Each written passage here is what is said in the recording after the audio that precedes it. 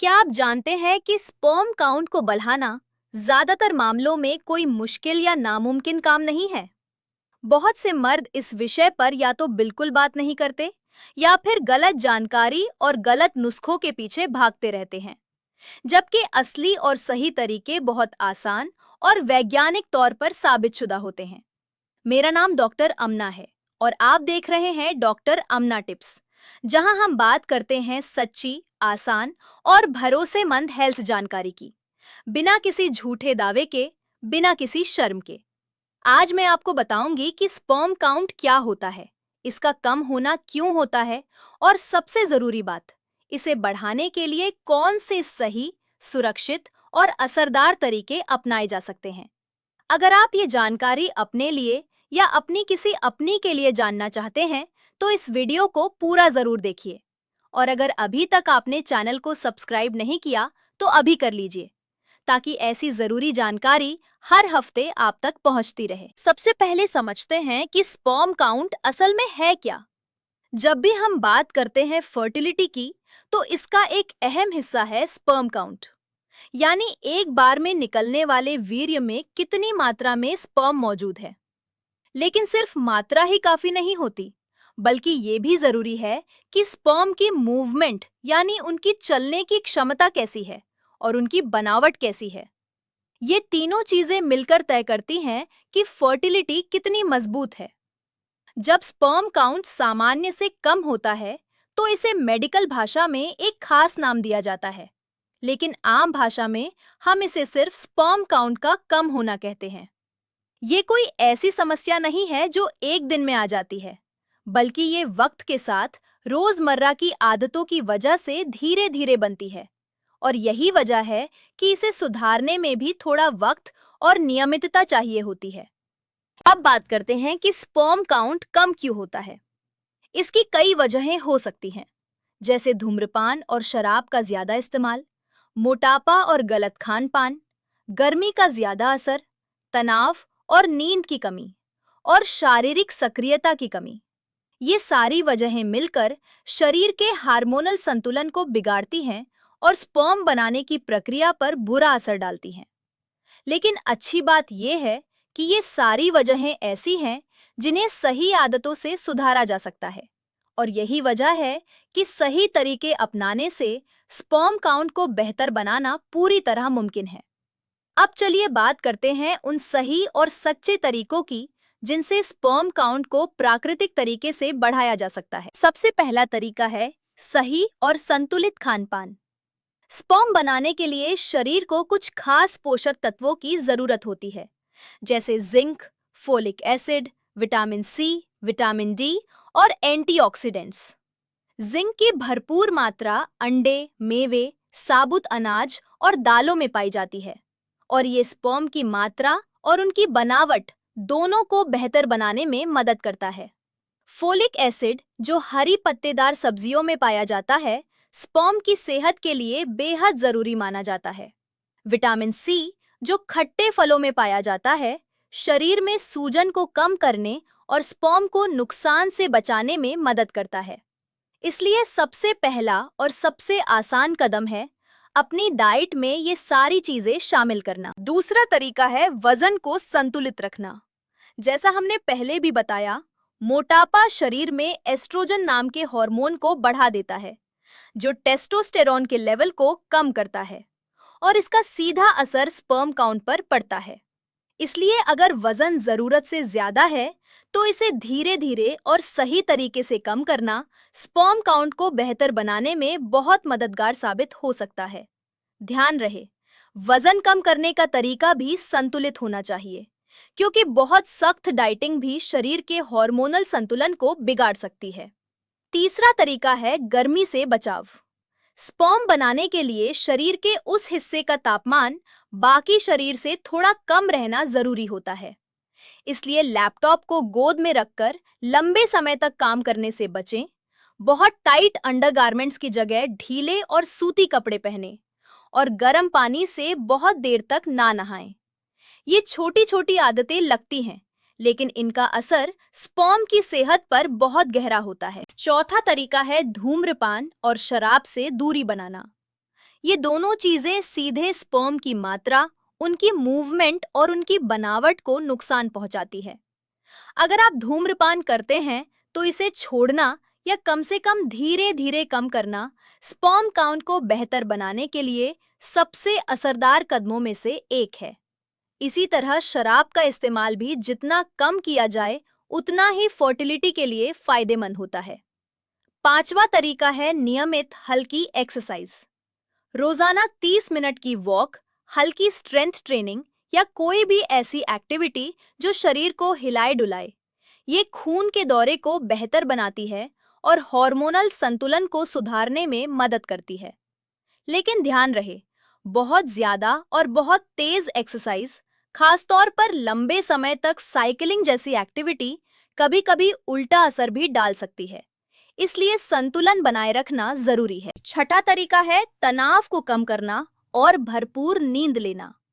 जैसा हमने पहले भी बताया, तनाव शरीर में कॉर्टिसोल नाम का हार्मोन बढ़ाता है, जो टेस्टोस्टेरोन के लेवल को कम कर देता है।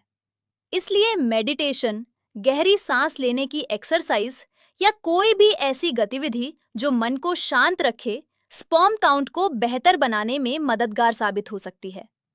साथ ही रोजाना 7 से 8 घंटे की भरपूर नींद लेना भी उतना ही जरूरी है, क्योंकि शरीर के ज्यादातर हार्मोन्स रात की गहरी नींद के दौरान ही सही तरीके से बनते हैं। अब मैं आपसे एक सवाल पूछना चाहती हूँ। इन सारे तरीकों में से आपको लगता है कि आपकी जिंदगी में सबसे ज्यादा सुधार की जरूरत कहाँ है? क्या ये खान-पान है, वजन है, नींद है या तनाव है? ये सवाल खुद से पूछना और ईमानदारी से इसका जवाब देना अपनी सेहत को सुधारने की तरफ पहला और सबसे जरूरी कदम है। अब मैं आपको एक और जरूरी बात बताना चाहती हूँ।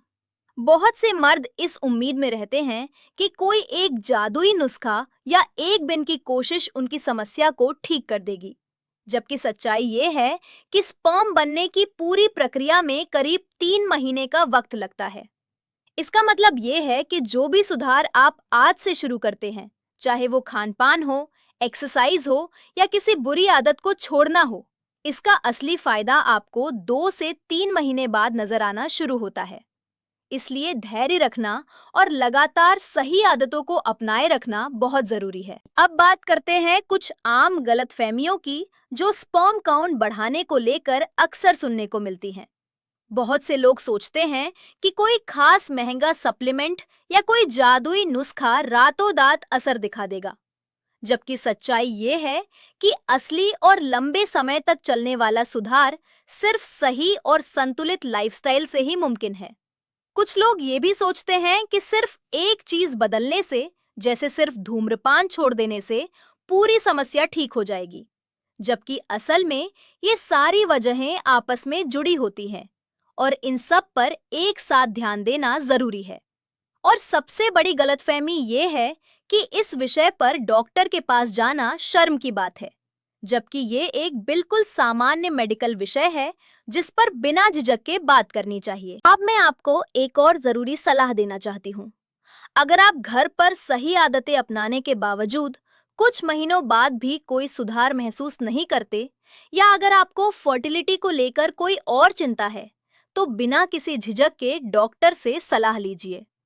डॉक्टर एक सामान्य टेस्ट के जरिए ये पता लगा सकते हैं कि स्पर्म काउंट, उनकी मूवमेंट और उनकी बनावट कैसी है, और उसी के आधार पर सही सलाह दे सकते हैं। ये टेस्ट बिल्कुल आसान और दर्द रहित होता है और इसमें शर्माने की कोई जरूरत नहीं। अब बात करते हैं कुछ और छोटी छोटी आदतों की जो इस मामले में मददगार साबित हो सकती हैं। भरपूर पानी पीना शरीर के प्राकृतिक संतुलन को बनाए रखने में मदद करता है। धूप में कुछ वक्त बिताना, क्योंकि इससे शरीर में विटामिन डी बनता है जो हार्मोनल संतुलन के लिए जरूरी है। मोबाइल और लैपटॉप को शरीर के पास बहुत देर तक ना रखना, खासतौर पर जेब में रखकर लंबे समय तक ना घूमना, ये भी एक ऐसी आदत है जिसका ध्यान रखना फायदेमंद हो सकता है। और सबसे जरूरी, अपनी सेहत को लेकर नियमित तौर पर जागरूक रहना, ना कि सिर्फ तब जब कोई समस्या सामने आए। अब मैं आपसे एक और सवाल पूछना चाहती हूँ। क्या आपके किसी दोस्त या परिवार के किसी सदस्य को इस विषय पर सही जानकारी की जरूरत हो सकती है?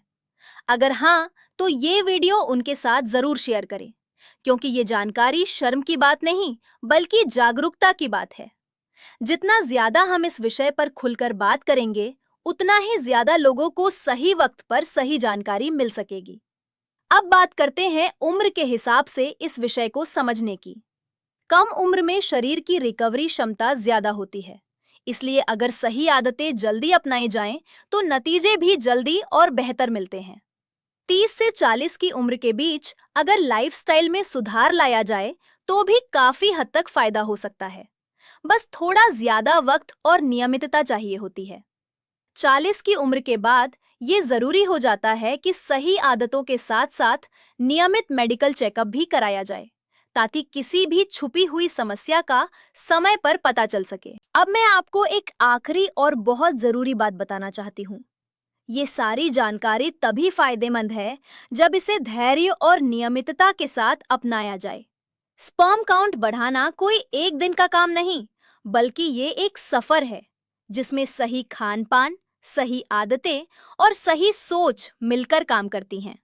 और अगर घर पर की गई कोशिशों के बावजूद भी कोई सुधार महसूस ना हो, तो बिना किसी झिझक के डॉक्टर से सलाह लेना सबसे समझदारी वाला कदम है। तो आज हमने बात की कि स्पर्म काउंट क्या होता है, ये कम क्यों होता है, और इसे प्राकृतिक तरीके से बढ़ाने के लिए कौन से सही, सुरक्षित और असरदार तरीके अपनाए जा सकते हैं, जिनमें सही खान-पान, वजन का संतुलन, गर्मी से बचाव, धूम्रपान और शराब से दूरी, नियमित एक्सरसाइज और तनाव व नींद का ध्यान रखना शामिल है। हमने ये भी समझा कि इसमें धैर्य रखना कितना जरूरी है और कब डॉक्टर से सलाह लेना सही कदम है। अगर आपको आज की ये जानकारी उपयोगी लगी हो, तो इस वीडियो को लाइक जरूर करें, इसे अपने दोस्तों और परिवार के साथ शेयर करें, और अगर अभी तक आपने इस चैनल को सब्सक्राइब नहीं किया है, तो अभी कर लीजिए, ताकि हर हफ्ते आने वाली नई और सच्ची जानकारी सबसे पहले आप तक पहुंचे। कमेंट में जरूर बताइए कि आज की ये जानकारी आपके लिए कैसी रही, और अगर आपके मन में कोई सवाल हो तो बेझिझक पूछिए, मैं जरूर जवाब देने की कोशिश करूंगी। आखिर में मैं यही कहना चाहूंगी कि अपनी सेहत को सुधारना कोई मुश्किल काम नहीं, बस थोड़ी सी समझदारी, थोड़ी सी नियमितता और थोड़ा सा धैर्य चाहिए। अपने शरीर की बात सुनिए, उसे नजरअंदाज मत कीजिए, और अपनी रोजमर्रा की आदतों में छोटे छोटे सही बदलाव लाकर अपनी सेहत को मजबूत बनाइए। अल्लाह हर इंसान को सेहत, खुशी और भरपूर जिंदगी अता फरमाए। अपना और अपनों का ख्याल रखिए। मिलते हैं अगली वीडियो में एक और सच्ची और उपयोगी जानकारी के साथ।